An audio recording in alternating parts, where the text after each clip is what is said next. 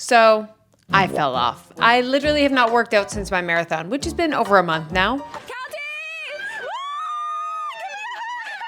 After which I went to Oktoberfest, then went through a medical procedure, then started moving. I don't know how I'm even going to tackle this. So within 1 month, I went from my peak physical fitness to sitting lots. But I'm not stressing, and neither should you, because I have a full framework of how I get back on my fitness bandwagon after I've fallen off. Just in time to level up before 2026 begins.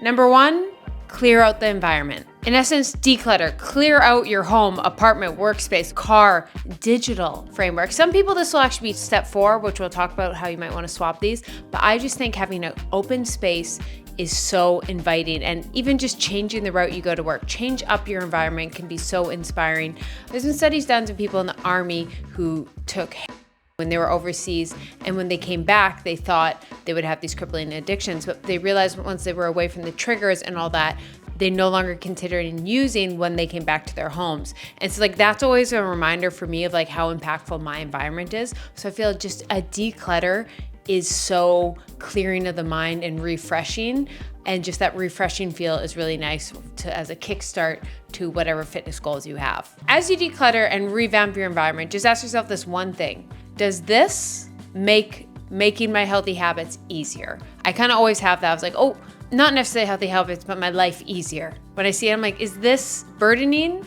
or encouraging? Number 2, audit your calendar. Go through your calendar, just roughly, even if you don't actually use the calendar, just kind of go throughout your week and see where are your wasted hours. So non-wasted hours: sleeping, morning routine, work, hobbies, social life, working out, nighttime routine, Netflix. Yes, still account for those times to relax, unwind, those things you enjoy doing. But you know those wasted hours where you're kind of diddly-dallying, doom scrolling. Still account for 30 minutes of TikTok, whatever it is, but just those endless hours, and just think, hey, what could I fill there? Or how can I rearrange my current calendar so it's just less of wasted hours where I could be doing something like relaxing, or I could be doing a hobby, hanging out with friends, or maybe that's the perfect time to insert some little fitness if your schedule is really jam-packed and you've been looking for how do I fit in a workout. Number 3, identify triggers. Ask yourself what is getting in the way of you getting to the workout you want to do, or what's triggering distractions. Example, social media. You know what? I'm guilty of it as well. You just start going down a wormhole and you're scrolling. So maybe do a focus mode. Maybe it's that dirty pile of laundry that you see when you're about to go out the door and you start doing your laundry and you tell yourself that's more productive than going to the gym and you start cleaning your house. So maybe dedicate a specific time in the week when you'll do the laundry and clothing so you don't get distracted by that. So just see if there's any triggers or things, roadblocks blocking you from getting to the gym / working out or moving your body. 4, vision board / goal setting. I think everyone knows this. It's easier to work out when you have a goal or a vision or something to work towards. But I don't just want to say goal set and vision board because we're all different. So I'm going to give 3 examples because you might be a vision board girly or you might not be. Number 1, yes, make a vision board of the ideal version of yourself and then break it down and ask yourself, what would the healthy habits of this person be? And do those every day. Number 2 idea for someone who's a bit more of a writer than a visual person: write out your ideal week. Write out this ideal version of yourself from the workouts, when you would work, what you do for work, just like your dream self. And notice the habits you'd have to do to make that possible. Boom. Try and start implementing some of those. And number 3, just simply think of your ideal self, of whatever that goal version is, and just write 3 words that identify that person. And any decision you make, kind of reframe back to those 3 words that can kind of be anchors. So there's 3 different levels of visualizing and goal setting that can kind of help kickstart you so you kind of have this visual framework to work towards if you don't have something specific like I do want to train for a marathon. Also, a reminder on these things: sometimes when we make these vision boards or think of our ideal self, you hear all over the internet, and you know, I'm guilty of this too. I do a lot of this kind of stuff. I also have to remind myself it's not that deep. It's not this person crazy in the horizon. Like one day I'd be this runner that also bakes sourdough on the weekends and whatever it is. And then one day you realize you just do it. In the sense of like all these healthy habits and you're like this ambiguous person, like, oh, if only I was them. If you write out the habits and one of the habits is that they're a runner and then you run every day and so you just go for a run, you're a runner, you're that person. So like sometimes reminding myself, it's not that deep, it's kind of that easy, just whatever you want to be, do those habits, you're doing the habits, you're that person. Good job. Before we get to number 5, we have an intermission break. So very important step to this process. Get yourself a sweet treat or dress up. You've put in some work, and I like to do this when I'm doing stuff like this, is just have a little break, a little pick me up, a little dopamine hit. This might be go to the coffee shop, have a little treat. For me, I do like getting dressed up into like something that just feels like I'm being the highest level of myself. So put on the outfit that makes you feel good, go have a sweet treat, and once again, then you'll feel like you're kind of this goal version you'll want to be. And for me, I find that very motivating. I find like I'm doing the thing, I'm kind of back in my routine. And so it's kind of like when I was a basketball player, putting on my uniform. I'm putting on the uniform of this version of me I want to be and rewarding myself with a sweet treat.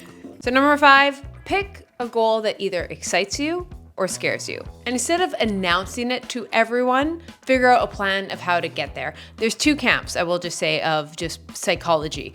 If you have a goal, you tell a bunch of people and it keeps you accountable. On the flip side, if you tell everyone a goal before you've even started, they'll compliment you and you'll get that dopamine hit before you've even done anything. And so like it takes away the drive of chasing that. So ask yourself what you need. Do you need accountability or do you need the dopamine drive? And go from there. So pick a goal that just excites you, motivates you, and it can be big. It can be training for a marathon. It can be training for a high rocks. It can be doing a 5K walk or run, or it could even just be like having a specific whoop string goal against some friends for a little bit. But just pick a goal that I do think they work if they excite you or motivate you or like scare you a little. I think that can help make a goal just a bit more likely to happen. Number 6, simplify. So we've done a lot of this planning and all this goal setting, all this, and you're probably like, oh, overwhelmed. Just simplify. Just pick a couple out of all this brainstorming, all your goals, all these plans you've made. Just make a few simple 1 to 5 non-negotiables that you do every single day. And then just make a little checklist that keeps you accountable every day and just simplify things. And even if it's one thing, it doesn't seem like that much, but repeatedly over time, it has a ripple effect. Example, one little habit I've done every single day for 5 years, taking AG1. And the reason I love AG1 as a supplement is it's just so many supplements in one. And so yes, simplify. I don't want to take 8 supplements every day. I'll just get exhausted and burnt out and not do it. Like many of healthy habits, you take on too much and then you end up falling off and it's kind of like, what's the point? AG1 is one simple scoop I take every day. I think one thing what sets AG1 apart and why I enjoy it is, you see a lot of just like green powders on the market. They're just a bunch of vitamins. But for me, why I personally enjoy doing it is your multivitamins, but from whole food sources, not just synthetic vitamins. So it's a wide variety of vitamins and minerals. It's got your probiotics and prebiotics in it. It's got adaptogens. It's got things that help support your immune system. It's not just a green powder. It is really 6 to 7 supplements in one. In an ideal world, we get all our vitamins and minerals from whole foods. That's the dream. But the reality is I don't sit there every day and perfectly plan everything so I get every single vitamin and mineral. So it's always like my insurance. The holidays are approaching, and that means a lot of family gathering. I love AG1 because it fills in nutrient gaps during those times and an easy part of your routine to stick with. Also, AG1 contains more vitamins and minerals than ever before and comes in 3 new flavors: tropical citrus and my favorite berry. Head to my link in the description or scan the QR code to claim your free welcome gift. You'll get a bottle of vitamin D3K2, a shaker bottle, and a sample pack of all 3 new AG1 flavors. Thank you, AG1, for sponsoring this video. Number 7,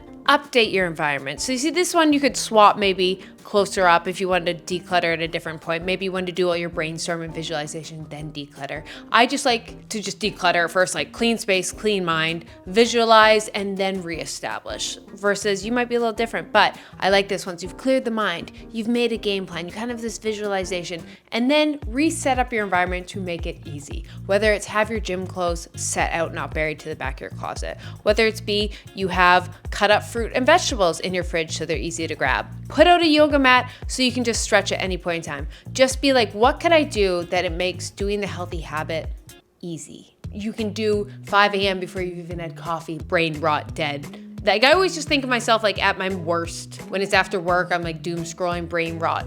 Like that version of myself has to even be able to do it. I think that way. Number 8, romanticize. Yeah, I had to say this, but motivation doesn't really exist. Motivation is just kind of the initial push. I find to actually be consistent with a goal over time is it comes down to 2 things.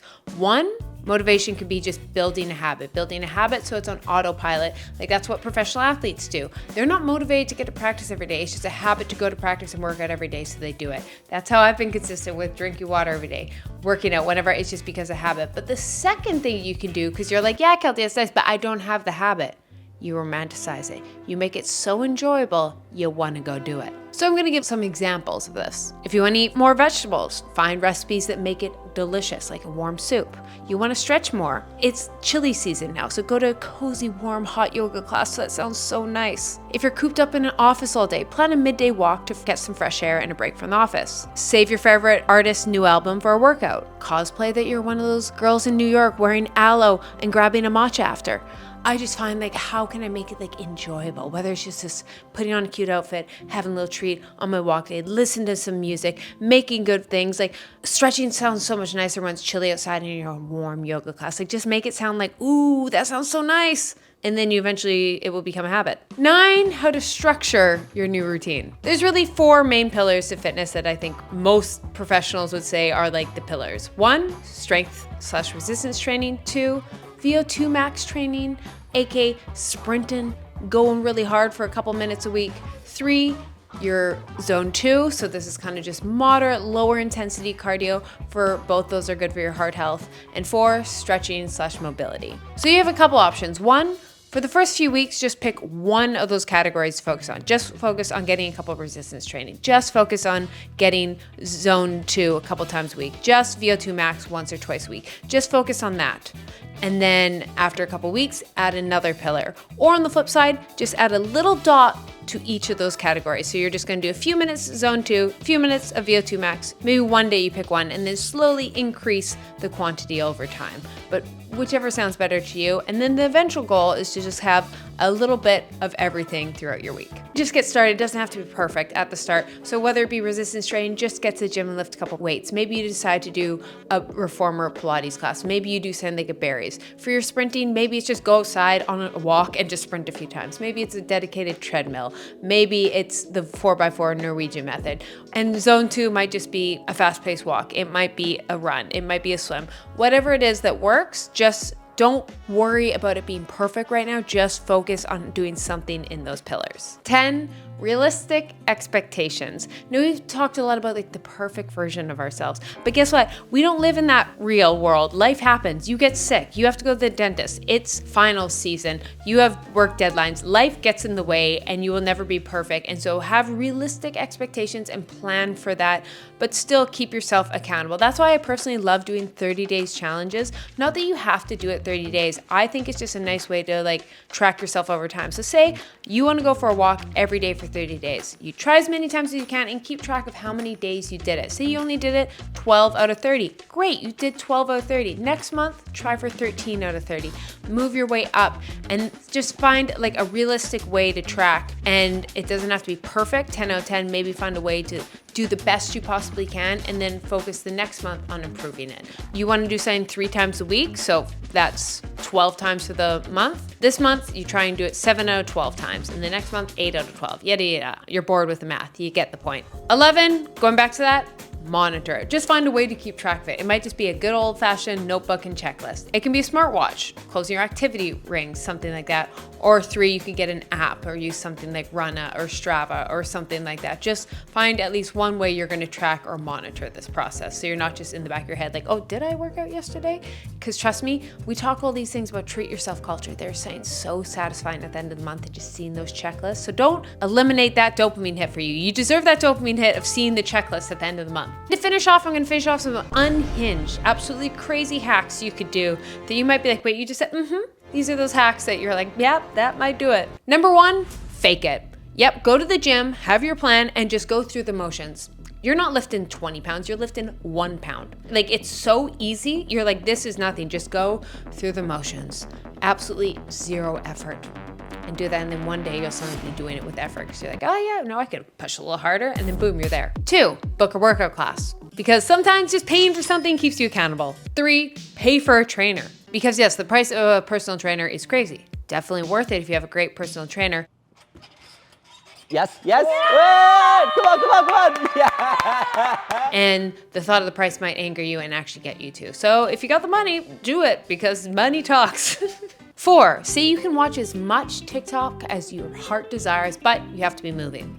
Whether it be on a walk, treadmill, Stairmaster, doesn't matter. As much as you want, but you have to keep moving. But make sure you know where you're going. Don't be scrolling and run into a pole or into traffic. 5, take a tequila shot and go dancing. Yep. Tell me what's the difference between the dancing you do at 1 a.m. and the Zumba class you do at 8 a.m. I don't see a difference. Once again, this is unhinged, not optimal, but I like to, on Saturdays, go dancing, and I think that's movement, and I think movement is good for you. Unhinged, like I said, unhinged. 6, develop a gym crush. Have someone in your gym that's going to be your gym crush. Figure out their schedule and just show up there. So for my single ladies and lads, that's, a great way. Maybe this could be the blossom. Maybe I just encourage one of you to go there. Or maybe it's just like one of those insider things in your head that you're like, oh, I have to be there for my gym crush. And you will never talk to them because that's probably more realistic. Let's be real. We're all socially awkward these days. 7, take a pre-workout that makes you really jittery. You know those ones that you just want to scratch your face, and really the only solution once that's in your system is to go work out. So yeah, that's not the healthiest recommendation, and it's also kind of a waste of money, but it will work. I hate it, but if I were to take one of those scoops in the car, there's no way I'm sitting in the car, I'm getting out. So there's that. And lastly, get a dog, because nothing will shame you more from not moving out than your dog. Or / you just should be a responsible dog owner and walk your dog. Speaking of which, comment down below any unhinged hacks you guys have, and then we go check out in the comments. Those things that just get you to work out. It could be the craziest thing. It can be bribing yourself. Just make sure it's legal. That's all I ask. Legal and kind. Don't be mean. I don't know why you would do anything that was mean. Actually, the internet can be crazy. Anyways, moral of the story. Have a great day. Go pet a dog. Love you guys. Bye.